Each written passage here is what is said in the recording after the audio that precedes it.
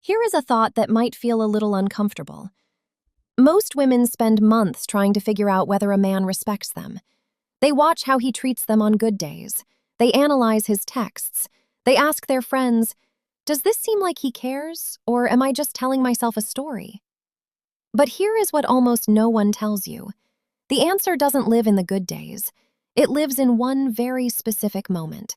And that moment is not something you have to manufacture. It is something you have probably already been avoiding. Disappoint him. In a small way.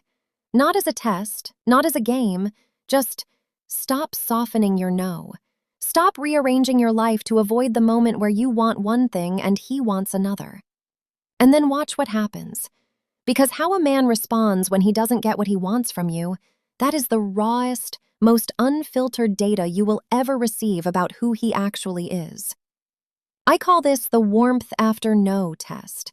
And most women have never been taught to run it, not because it's complicated, but because they've been trained to prevent the very moment that would give them the answer.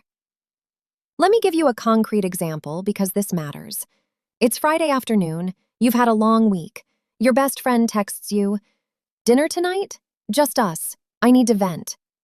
And honestly, you need it too. You say yes. You're looking forward to it all afternoon. Then he calls. He wants to see you tonight, same time. He's been busy all week, he misses you, he's finally free. And you feel that pull because you like him. You want to see him too. Now here is the moment. You tell him, "I actually already have plans with a friend tonight, but I'd love to see you tomorrow instead." That's it. A tiny boundary. You're not rejecting him. You're not being difficult. You're just maintaining something that was already yours. And now you watch. Here is what I want you to understand.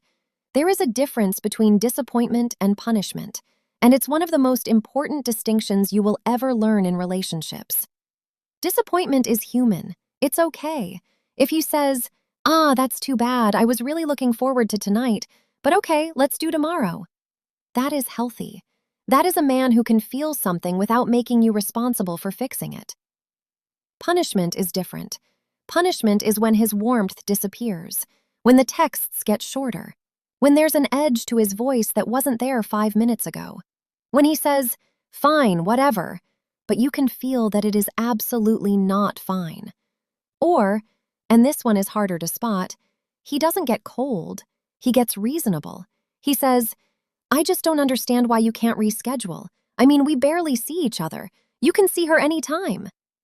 And suddenly you're defending a choice that needed no defense. That is the moment, that subtle shift from warmth to something else, from ease to tension, from feeling chosen to feeling like you just failed a test you didn't know you were taking. Now, here is something crucial, because I don't want you walking away from this with a checklist that makes you paranoid. One bad reaction is not a diagnosis. People have bad days. People get triggered and project. One moment of defensiveness does not reveal someone's entire character. A pattern is data. If this happens once, you note it. If it happens every time you have a need that doesn't align perfectly with his, that is not a coincidence. That is a person whose warmth is conditional on you being frictionless. And the distinction that actually matters is this. A man who respects you can be disappointed without using that disappointment to make you pay for your no. He can feel frustration and still treat you with kindness in the same breath. So we've talked about what this moment reveals about him. But now I want to shift the lens, because the more important question is actually this. What does this dynamic do to you? Because the cost of being with a man who punishes your boundaries is not just the tension in that moment. It's what happens to you over weeks and months of those moments. And that is where the real damage lives, in a place most women don't notice until it's already happened. Here is what nobody tells you. When a man punishes your boundary, whether it's through coldness, guilt, or just that subtle withdrawal, what he is actually communicating is not complicated. It is this: your needs are welcome here only as long as they don't interfere with mine. And over time, what happens to a woman in that dynamic? She stops having needs. Not consciously, not all at once, but slowly, she learns that saying what she actually wants comes with a cost. And she starts editing herself in advance. She cancels the plans before even asking. She doesn't mention what bothered her because the conversation that would follow isn't worth it. She becomes, in her own mind, easier. But what she's actually becoming is smaller. Now I want to go one layer deeper, because this is where most relationship advice stops, and it shouldn't. The core issue here is not actually about boundaries, not really. The core issue is self-regulation. Two separate people with two separate lives will inevitably disappoint each other. Your no will create discomfort in him. That is not a sign that something is wrong. That is just what happens when two needs don't align in the same moment. The question is, what does he do with that discomfort? Does he process it himself? Does he take a breath, feel the disappointment, and let it pass, without handing it back to you as guilt, coldness, or an argument? Or does he hand it directly to you and make his emotional state your responsibility to fix? That is the warmth after no test at its deepest level. Not, did he stay warm? But, could he tolerate his own discomfort without making you carry it? Because a man who can't sit with his own frustration without blaming you for it, that man will slowly, quietly, require you to become someone who never frustrates him. And the only way to do that is to erase yourself. Now, I want to pause here and say something that I think is going to land for a lot of you. Sometimes, the anxiety you feel before setting a boundary isn't actually about him. It's about everything that came before him. Maybe you grew up in a home where saying no came with consequences. Maybe your last relationship taught you that your needs were too much.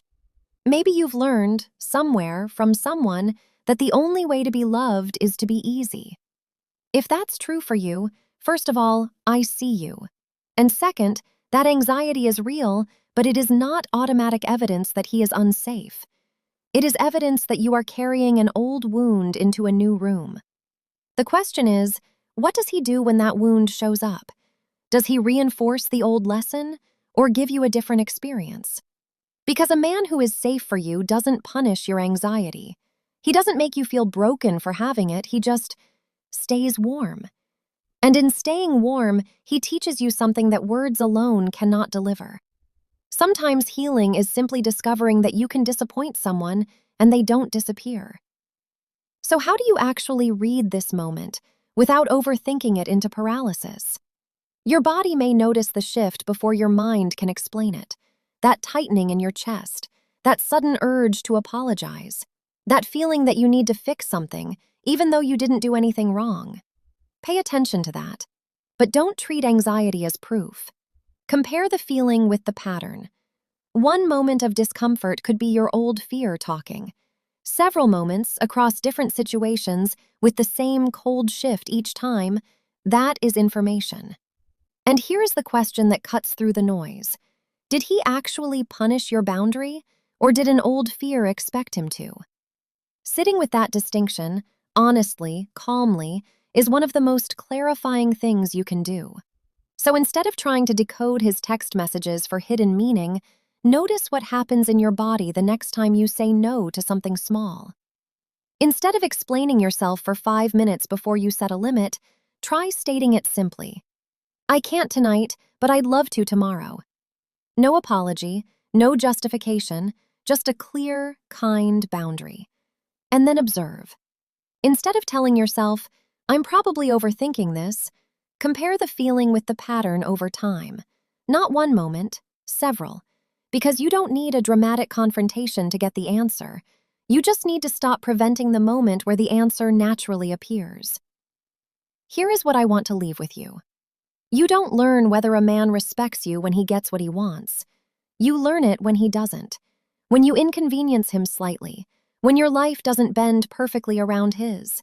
When you have a need that asks him to wait, to adjust, to tolerate a feeling he didn't ask for.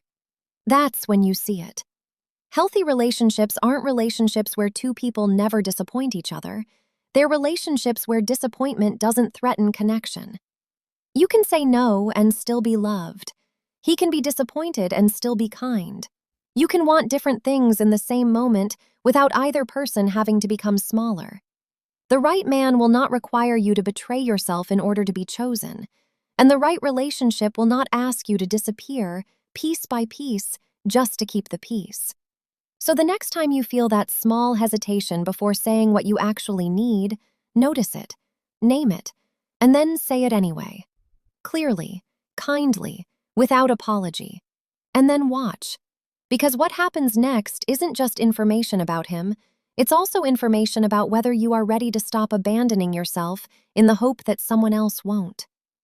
Thank you for watching and listening, and I'll see you in the next video.